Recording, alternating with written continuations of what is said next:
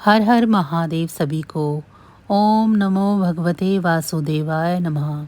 आज परिवर्तनीय एकादशी व्रत के दिन रवि योग और शोभन योग बन रहे हैं।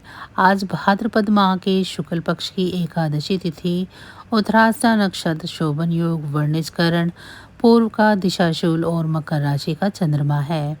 आज परिवर्तनीय एकादशी पर व्रत रखकर भगवान विष्णु के वामन अवतार की पूजा करते हैं। इससे प्रसन्न होकर श्री हरि सभी संकटों को दूर करते हैं और व्यक्ति को मोक्ष प्रदान करते हैं।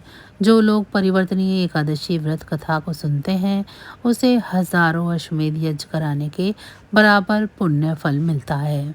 यह भाद्रपद का अंतिम और सितंबर का पहला एकादशी व्रत होगा। परिवर्तनीय एकादशी के दिन भद्रा भी है, हालांकि भद्रा का वास पाताल में है।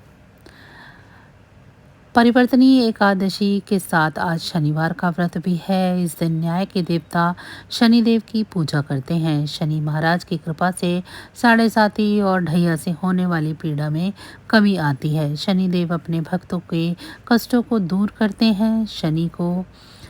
शनिवार को शनि के बीज मंत्र का जाप करें। शनिवार की व्रत कथा पढ़ें। काला तिल, कंबल, सरसों का तेल, काली उड़द, लोहा, स्टील के बर्तन आदि का दान करने से कुंडली में शनि की स्थिति अच्छी होती है। शनि के शुभ प्रभावों की प्राप्ति के लिए आपको गरीबों और असहाय लोगों की मदद करनी चाहिए।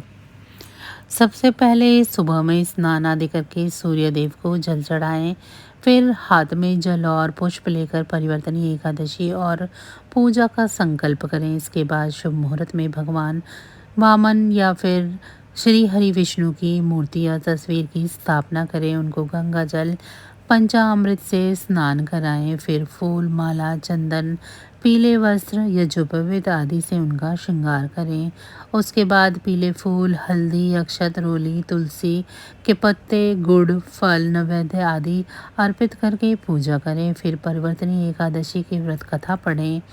इसमें आपको भगवान वामन के अवतार की कथा पढ़नी है, जिसमें वे दैत्य राजबलि की परीक्षा लेते हैं। पूजा का समापन आरती से करें। रात्रि के समय जागरण करें। अगले दिन सुबह में उठकर स्नान दान आदि करें। फिर पारण करके व्रत को पूरा करें। प्रत्येक एकादशी का हिंदू धर्म में महत्व होता है।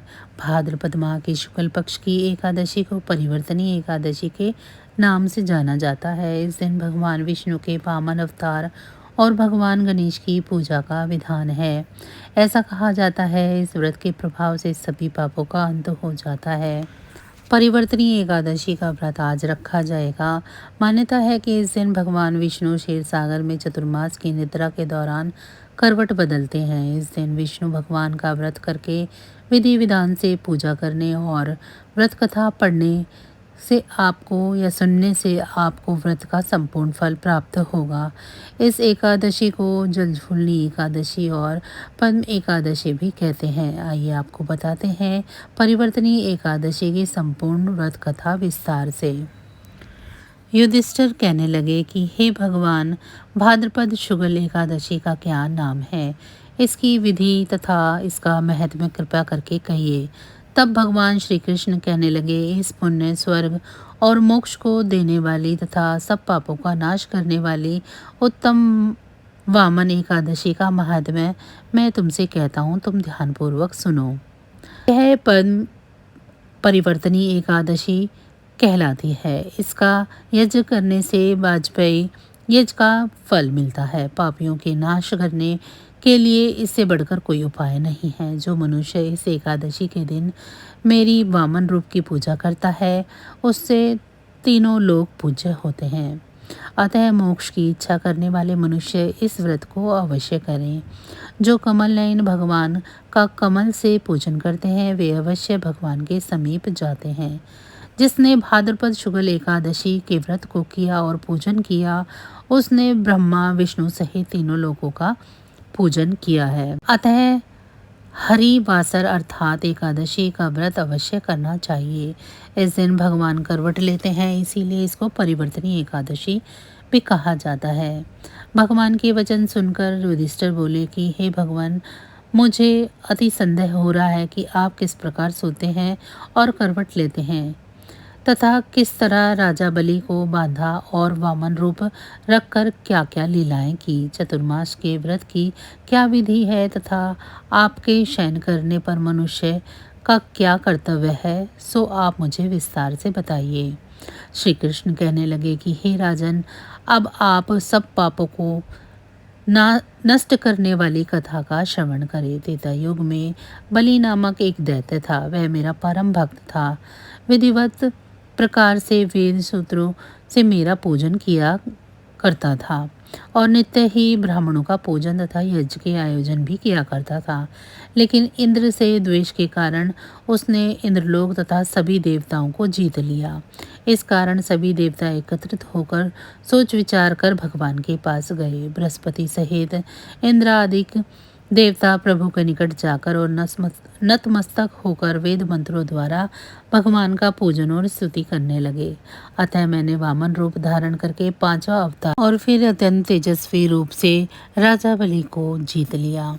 इतनी वार्ता सुनकर राजा युधिष्ठिर बोले कि हे जनार्दन, आपने वामन रूप धारण करके उस महाबली दैत्य को किस प्रकार जीता। श्री कृष्ण कहने लगे, मैंने बलि से 3 पग भूमि की याचना करते हुए ये कहा कि मुझे 3 लोक के समान है और हे राजन, यह तुमको अवश्य ही देनी होगी।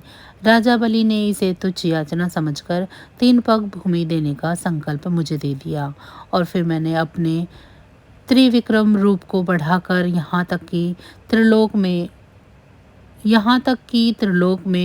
पद, भूलोक में जंगा, स्वर्गलोक में कमर, महालोक में पेट, जनलोक में हृदय, यमलोक में कंठ की स्थापना कर सत्यलोक में मुख, उसके ऊपर मस्तक स्थापित किया। सूर्य, चंद्रमा आदि सब ग्रह गण, योग नक्षत्र, इंद्र आदि देवता और शेष आदि सब नागगणों में विविध प्रकार से वेद सूत को से प्रार्थना की।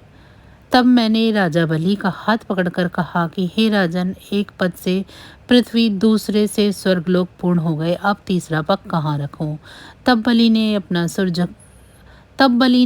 सर झुका लिया और मैंने अपना पैर उसके मस्तक पर रख दिया, जिससे मेरा वह भक्त पाताल में चला गया। फिर उसकी विनती और नम्रता को देखकर मैंने कहा कि हे बलि, मैं सदैव तुम्हारे निकट ही रहूँगा। विरोचन पुत्र बलि से कहने पर भाद्रपद शुक्ल एकादशी के दिन बलि के आश्रम पर मेरी मूर्ति स्थापित हुई। इसी प्रकार दूसरी क्षीरसागर में शेषनाग के पृष्ठ पर हुई। हे राजन, इस एकादशी को भगवान शयन करते हुए करवट लेते हैं, इसीलिए 3 लोकों के स्वामी भगवान विष्णु का उस दिन पूजन करना चाहिए। इस दिन तांबा, चांदी, चावल और दही का दान करना उचित है। रात्रि को जागरण अवश्य करना चाहिए। जो विधि पूर्वक इस एकादशी का व्रत करते हैं वे सब पापों से मुक्त होकर स्वर्ग में जाकर चंद्रमा के समान प्रकाशित होते हैं और यश पाते हैं। जो पापनाशक इस कथा को पढ़ते या सुनते हैं उनको 1000 अश्वमेध यज्ञ का फल प्राप्त होता है। तो बस आज की जानकारी इतनी ही थी। फिर मिलेंगे हम आपको ऐसी ही किसी अन्य जानकारी के साथ अगली वीडियो में।